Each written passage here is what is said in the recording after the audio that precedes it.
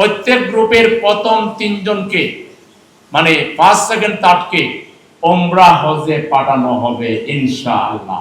আমাদের সন্তানেরা কোরআনের আলোয় আলোকিত হবে। এজন্য এত লার্জ স্কেলে এত বড় কোরআনের প্রতিযোগিতার নিকট অতীতে কেউ আপনারা পেয়েছেন কিনা, দেখেছেন কিনা আমি জানি না। ঢাকা শহরের কোনো মাদ্রাসাকে আমরা বাদ দেইনি, কোনো মসলকের মাদ্রাসাকে আমরা বাদ দেইনি। সকল জায়গায় আমরা গিয়েছি এবং আমরা চেষ্টা করেছি সবাইকে অংশগ্রহণ করার জন্য। আপনাদের রিপোর্ট অনুযায়ী লক্ষাধিক ছাত্ররা বিভিন্ন মাদ্রাসায় প্রতিযোগিতায় অংশ নিয়ে আজকে তারা টানাভিত্তিক প্রতিযোগিতায় এসেছে।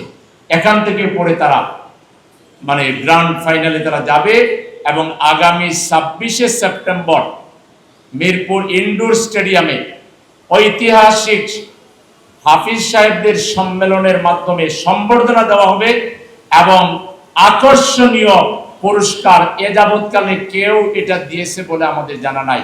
প্রথম প্রত্যেক ডিপার্টমেন্টের প্রত্যেক গ্রুপের প্রথম 3 জনকে মানে 5 সেকেন্ড তাটকে ওমরা হজে পাঠানো হবে ইনশাআল্লাহ। তাহলে যতটা গ্রুপ আছে প্রত্যেক গ্রুপের প্রথম 5 সেকেন্ড তাট, খালি প্রথম জন না, 1st, 2nd, 3rd 3 জনকেই ওমরা হজে পাঠানো হবে। তারপরে ল্যাপটপ আছে, কম্পিউটার আছে, বাইসাইকেল আছে। আজকেই যারা অংশগ্রহণ করেছে প্রত্যেককে একটা ব্যাগ দেওয়া হবে, পাটের ব্যাগ, সাথে একটা দামি কোরআন শরীফ দেওয়া হবে, সাথে একটা মগ দেওয়া হবে। আর সকালের নাস্তা তো আল্লাহর রহমতে হয়েছে, দুপুরের লাঞ্চও আছে, বিকাল পর্যন্ত থাকলে বিকালের স্ন্যাক্সও দেওয়া হবে ইনশাআল্লাহ। এর কারণ কি? আপনাদের খাবারের অভাব বিষয়টা এরকম না। আমরা দেখাতে চাই সকল কিছুর ঊর্ধ্বে যেমন আল্লাহর কিতাব মর্যাদা যে বেশি, তেমনি এটার ধারক বাহক যারা তাদেরকে ওইভাবেই মর্যাদা দিতে হবে। সবার আগে মর্যাদা দিতে হবে হাফেজদেরকে, আলেমদেরকে।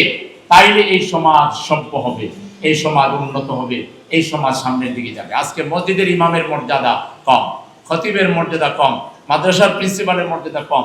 আজকে এমন সব লোক এসে প্রধান অতিথি এবং প্রধান বক্তা হয়ে যায় যারা সূরা ফাতিহাটাও সুন্দর করে পড়ার কোনো যোগ্যতা নাই, সে হলো প্রধান অতিথি।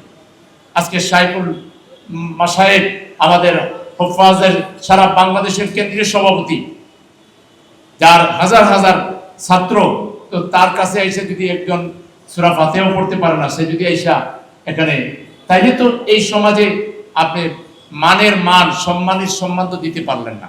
এই জন্য আমরা চাই সব প্রতিযোগিতার সেরা প্রতিযোগিতা হবে কোরআনের প্রতিযোগিতা। এবং এই ঢাকা শহর মসজিদের শহরকে আমরা ইনশাআল্লাহ এখন ঘরে ঘরে কোরআনের আলো ছড়িয়ে দিয়ে এটাকে কোরআনের শহরেও আমরা পরিণত করবো ইনশাআল্লাহ। কি রাজি আছেন আপনারা? এজন্য যেটা লাগবে, ব্যাপক কোরআন শিখাইতে হবে লোকদেরকে।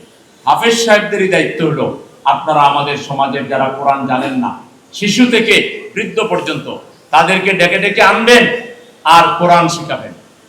এবং সাথে আপনারা যেটা করবেন, কোরআনের তর্জমা শেখার চেষ্টা করবেন, শাব্দিক অর্থ, শানে নজুল, ব্যাখ্যা, তর্জমা। তাহলে দেখবেন কোরআনে যে আপনার সম্পর্কে আল্লাহ যে মর্যাদা দিয়েছেন, মানুষকে যে মর্যাদা দিয়েছেন, ওটা আপনি যখন বুঝবেন তখন আপনার মধ্যে অন্যরকম একটা অন্তর্নিহিত শক্তি আপনি অনুভব করবেন। কেউ আপনাকে ভালোবাসুক আর না বাসুক, আল্লাহ আপনাকে ভালোবাসেন। আল্লাহর শক্তির বলে আপনি সমাজে অন্যরকম, এক আল্লাহ ছাড়া কারো কাছে আপনি মাথা নত করবেন না। রিজিকের জন্য হোক, চাকরির জন্য হোক, আপনি কারো কাছে যাবেন না, আপনি সবকিছুর জন্য তাকাইবেন আল্লাহর দিকে। আমরা এরকম একটা মর্যাদাবান জাতি গড়ে তুলতে চাই কোরআনের চর্চার মাধ্যমে।